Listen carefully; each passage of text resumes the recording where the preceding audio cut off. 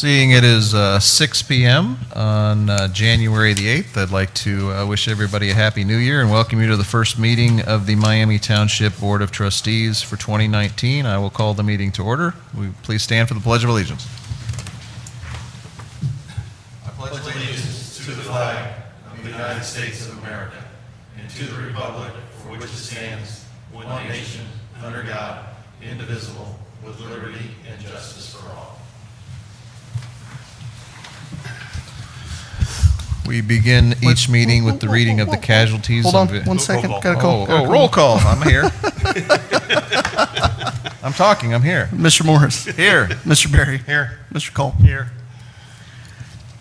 After roll call, we begin each meeting with the reading of the casualties. I'm very pleased to announce there are none from Operation Inherent Resolve and Freedom's Sentinels. Captain Stegmeyer. Good evening, Board. The following is a list of casualties that occurred during the period of time of December the 24th through January the 7th. Firefighter Stephen Pollard, 30 years old, New York Fire Department, New York. End of watch January the 6th, 2019.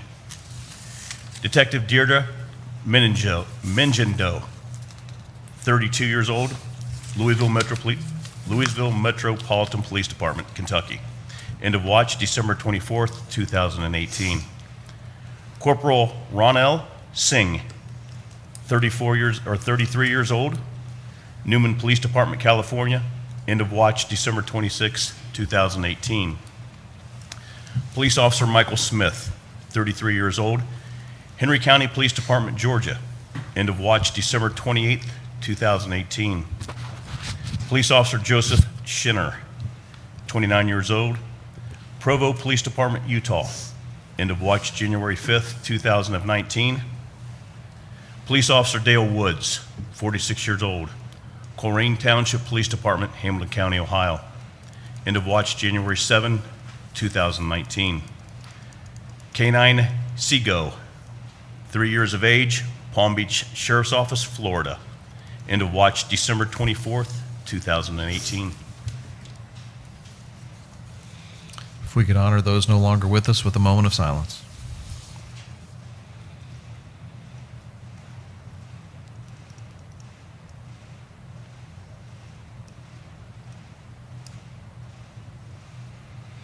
Thank you. Next on the agenda is the annual election of officers. Yeah, I make a motion that we nominate Doug Berry for president of the board of trustees. Are there any other nominations for president? I would like to second that. I very much enjoyed serving as president this past year, and I'm glad to pass the gavel on to Mr. Berry. Mr. Morris. Aye. Mr. Berry. Abstain. Mr. Cole. Aye. I'll make a motion that we nominate John Morris for vice president, to be the vice president of the board of trustees. Second. Mr. Morris. Abstain. Mr. Berry. Aye. Mr. Cole. Aye. The switching of the chairs. Oh, you want It's to your switch meeting, sides? sir. Okay. Jeez, a lot of. Put you to work right away. Katie, sit next to me now. You sure you want this? I think the first motion might be to move the president's chair over there. Well, thank you, Mr. Morris, and we appreciate you leading the meetings for the last year. And it's been a pleasure having both of you on board for a year now. And we look forward to 2019. I'll do the proverbial picture for the.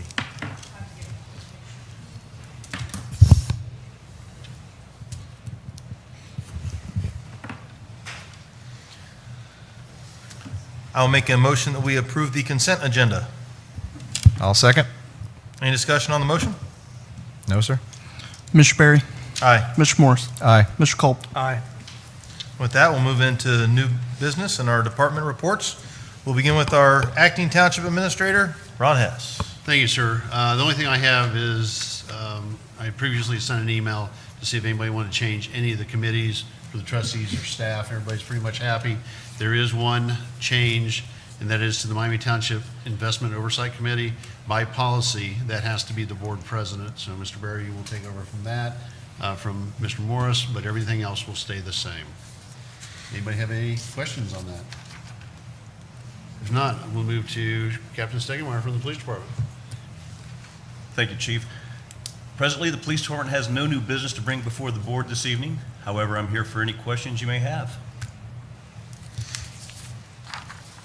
Mr. Dan Mayberry, Public Works.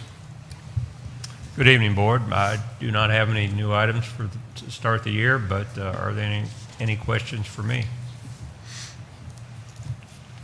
Thank you. Mr. Chris Snyder. Good evening, Board. We do have a need for a public hearing a little bit later in the meeting, but I have no other formal items at this time. So if you have any questions, be happy to take those. Mr. Kyle Hinkleman. Good evening. I have nothing formal either for the board. If there are any questions, though, I'd be happy to answer them as well. And so that I don't forget like last time, Mr. Clay McCord. Good evening, Board. I have just one item for you. It's a tabled resolution from the last meeting, and it's the annual appropriation for operating year 2019, Resolution 001-2019. Do we have any changes to that? No. Since the last meeting? No, I did find one calculation error in there for $4,500 in the Austin East Fund. It wasn't picking up a subtotal correctly. So the final appropriation total went up by $4,500. Was that correct in the Yeah. pack we got? Okay. Yeah. All right, thank you. Sure, turn it back over to you. Thank you, Mr. Hess. We will now open the meeting to public comments. Anyone wishing to make a public comment, please come to the podium and state your name and address for the record, and you have up to 5 minutes to speak. Would anyone like to make a public comment? I do have a Miss Eisenberg. Yep. Just come on up here. I guess we already have your name and address. Is that already Yep. listed on there? That's already done. Okay. I'm not sure if, can you hear me? I'm not sure if this is where I need to go, but the police officer said this was the next step, so that's what I'm going to do. I live in Cranes Run, and we have on the north section of Cranes Creek, which bisects Austin Boulevard, there's a section that dead ends into Kingbird that has no houses on it. It's a little wider, and since Thanksgiving, semi-trucks have been parking there. Right now, there isn't anyone parking there, so it may be moot. It may have been just been from the holidays. I know one of them I spoke to, he did say he lived in Cranes Run. Another one who has been there the most, since then, it probably total of 15 or 20 days, he walked across Austin, so I don't know if he's from the other side or if he's from somewhere else that he walked over to start his truck up. So at any rate, we asked the police officers to check on it. They said they were parked legally, that it was okay to park there. New Year's Eve, there were 3 semi-trucks, full semi-trucks parked on that road. So I'm wondering what the next step is, if there's anything we can do, if there's, I know Miamisburg has a policy that you can't have semi-trucks parked in a subdivision like that, but we don't, apparently. And the police officer said it was legal, and all 3 could be there, and it would be legal because they were not blocking traffic, and there were no houses on that road. So I don't know what's next, but I'd like to find out. Have you spoken with your homeowners association in Cranes Run? Yes, I left her 3 messages, and they said she would try and contact the people, but she was on vacation, and I also went through the next door neighbor thing and talked to people, and they had also talked with her. And so far, like I say, the gentleman that has been there the most is not there right now, but he might That's just the be white one with on the a run. white flatbed one. I've seen, I know exactly what you're talking about. Yeah, exactly. Yeah. So I'm not, like I say, he may never come back, it may not be an issue, but just like to know if we should start a petition or what it is that we do next.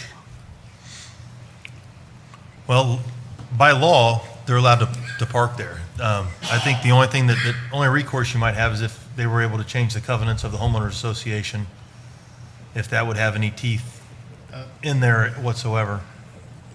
They don't supersede the ORC. No. The difference between the city and the township is city's home rule has their ordinances. I used to work there, so I know that. We can't do that here We cannot create the ordinances like the city does to limit parking of semis in residential areas. So let me get with Mr. Mayberry and Captain Stegenmeyer. Let us see if we can think outside the box somehow. We have your contact I information. have some ideas, but and they're legal, but. The problem is, by a township, we're limited to what the Ohio Revised Code says. Okay, yeah, that's what the Cities police can make officer laws said. and pass them. We are governed by what the legislature passes. So unless you would go to the House and have the legislature make those changes, there's nothing we can do legally for that. That's why I was wondering if you went to the homeowner association, if they could do something with their covenants on the homeowner side to put pressure on them not to be able to park there. But if Well, they they're- travel down Austin as a truck route, and Yeah. if they're, so, No one's going to want to buy there. yeah. If they drive in and there's trucks there. There are 3 fire hydrants on that road, and when they had all 3 semis there, they were less than 10 feet from that in order to park there. It was pretty tight. But that was only one night, and the one in the middle was gone before morning, so that wasn't as much of an issue. So if we had homeowners there park a spare car on there, and it was, I mean, there are ways, obviously, to get around that, but it just seems stupid if there's another better way. Let us put our heads together and see if we can come up with some solutions for you, and we'll get back in touch with you. All right. But thanks for bringing it to our attention. Ma'am, one quick question, just for point of clarification. So what you're saying is there is a tractor and a full trailer being parked? 3. And are they designated of any commercial business, or are they just blank white slate? Well, the one that was there the most said Maryland. That's all it said on it. I don't know if it was a commercial or not. I didn't ever talk to that gentleman. But it wasn't like it was a Walmart truck or something? no, sitting there. uh-uh. Okay. All right, thank you. Uh-huh. Anyone else wishing to make a public comment? Seeing none, I will close the public comment portion of the meeting and open the consideration of vote for resolutions. I'll make a motion, we approve Resolution 001-2019, a resolution to approve an appropriation for funds for 2019. Therefore, be it resolved, the Board of Trustees of Miami Township, Montgomery County, Ohio approves the annual appropriations for 2019 and forwards the attached copy to the Montgomery County Auditor. I'll second the motion. Any discussion on the resolution? No, sir. Mr. Berry? Aye. Mr. Morris? Aye. Mr. Culp? Aye. I'll make a motion that we open the public hearing for zoning case number 417-14.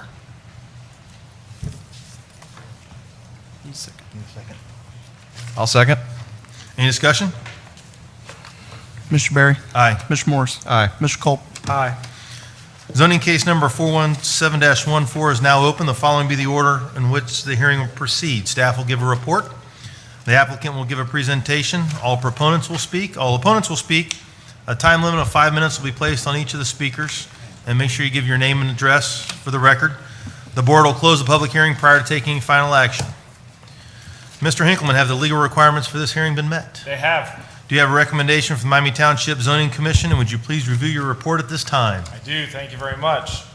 For the record, the case before you is ZC 417-14, a major modification to the preliminary development plan for Austin Park plan development, particularly Phase 2 and Phase 3.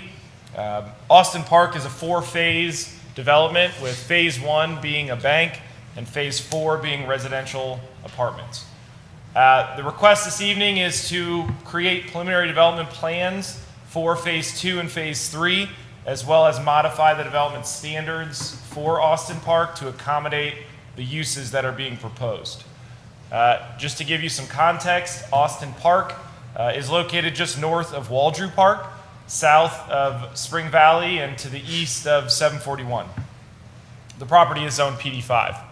I do have a recommendation from the Zoning Commission, which I will read in full into the record when I'm finished with my report. So again, if you were to look at the development, the Austin Park development, it is 4 phases. The 2 phases we're talking about are along 741 to the north and to the south of the private road that was created when the residential component went in 2 years ago.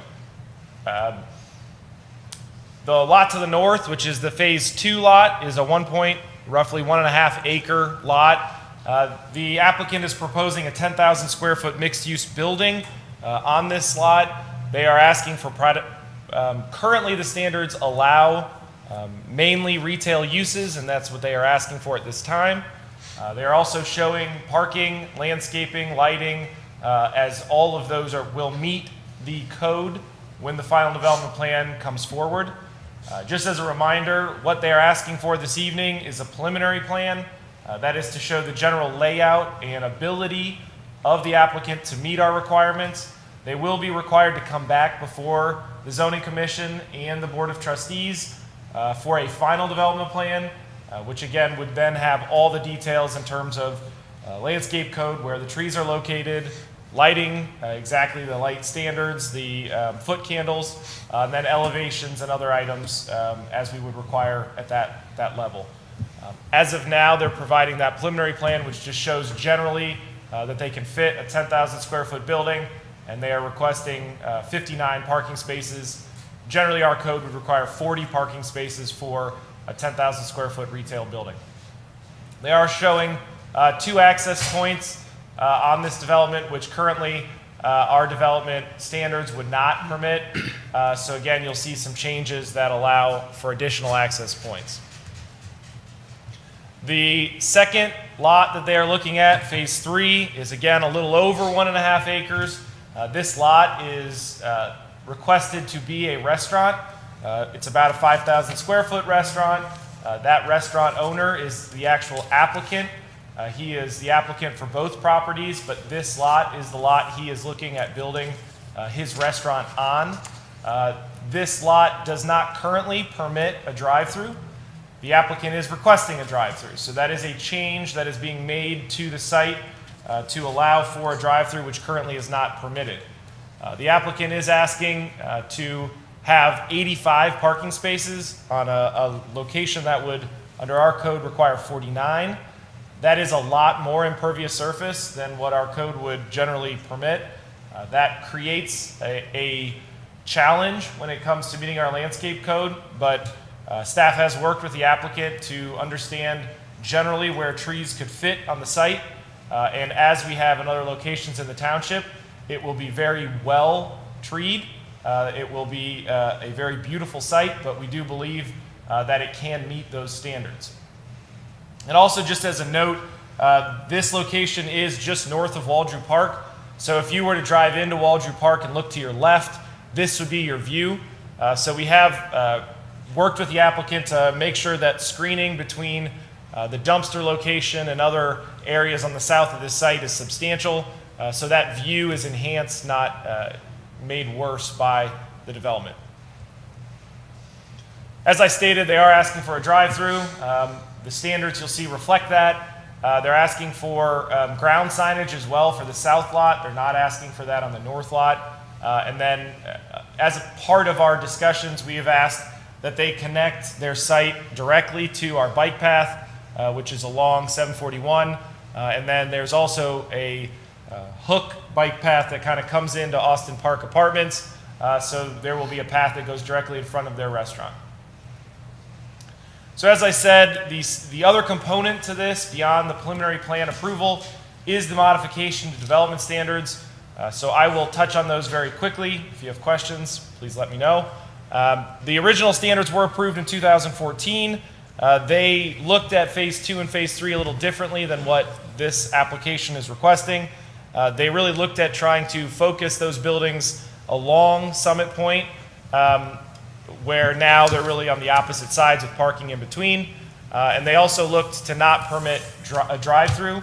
The standards actually required that the restaurant be a middle to high-end sit-down restaurant with an outdoor patio. So the applicant has, obviously, they believe their product is a higher-end product. It is still a fast casual restaurant. They do have an outdoor patio, a fairly large outdoor patio, but they are asking for a drive-through.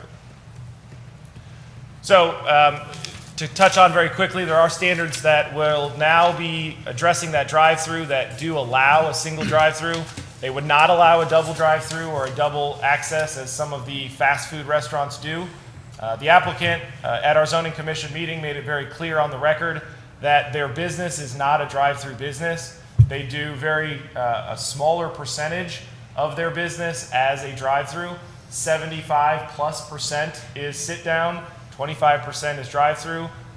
Really, they feel their primary competition in our market is Panera, and the Panera Bread in Austin Landing has a drive-through. So they believe that to compete with Panera Bread, that's what they would like to see. So again, staff has worked with the applicant to provide a screened and very, what we would say, reduced scale of a drive-through that is not intended to service the needs of a lunchtime crowd that wants to get in and out in 1 or 2 minutes. It's much longer of a wait, and it's intended as a secondary use, not as a primary for lunch or dinner. The other component is, again, changing the envelope where the buildings were located. This allows for those buildings to be located either on the road or farther away. If the applicant chose in the future, if they decided they wanted to change something or someone else came in before the applicant came in with the final development plan, the intention is that this language would protect the township from allowing them to put in a fast food restaurant.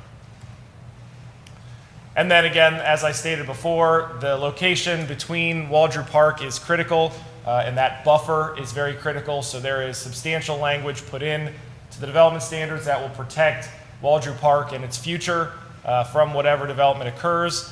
We have allowed the applicant to work with the township to add additional trees potentially in Waldrew Park as well, as that area does not have trees. With that said, Waldrew Park has substantial requirements on it in terms of natural or native trees and other requirements. So if that angle is the angle that the applicant decides to go, we certainly ask them to reach out to our Public Works and Parks people and work through what that would mean and how we could accomplish that. Then again, we put standards in that touch on drive-through signage and limit severely what they can do in terms of signage for drive-throughs or speaker boxes. With that said, staff did recommend approval, and you will see the Zoning Commission also recommended approval in a 5-0 vote. The Zoning Commission recommendation stated, the Zoning Commission finds the proposed major modification to the preliminary development plan complies with the standards of Article 31, Section 3104, and recommends approval of zoning case 41714, a major modification to the preliminary development plan for Austin Park, phases 2 and 3, with the following stipulations. 1, the modifications dated December 18, 2018 to Exhibit A, development standards, are adopted. 2, the preliminary plan is meant to show general building location, parking alignment, and concepts, including an emphasis on bike-friendly infrastructure and a site plan option that includes mounding on Waldrew Park, but may require changes to accommodate the landscaping, lighting, and other requirements of the final development plan.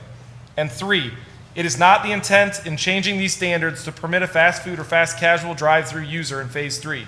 The intent is to permit a drive-through that also services the needs of the area while still requiring that the user focuses on the Austin Park development. Again, the Zoning Commission recommended approval in a 5-0 vote.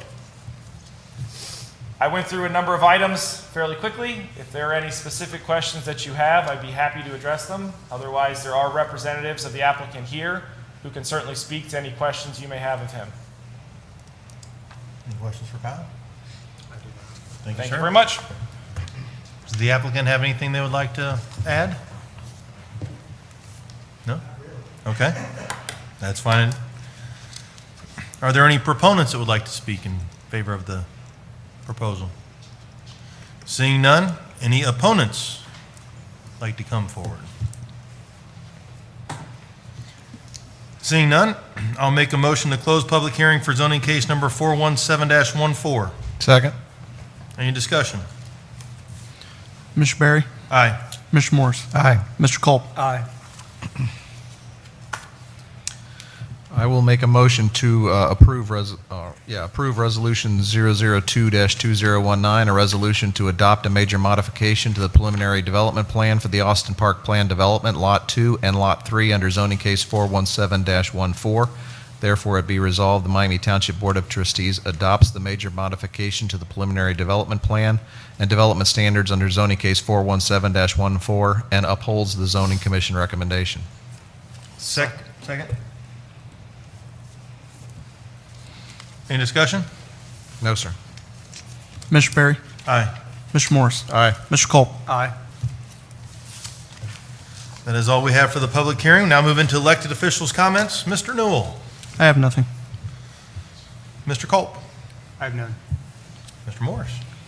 I have none. Thank you. And I have nothing as well. I'd like to thank everyone for attending, and we'll see you all in a couple of weeks. I make a motion we adjourn at 6:25.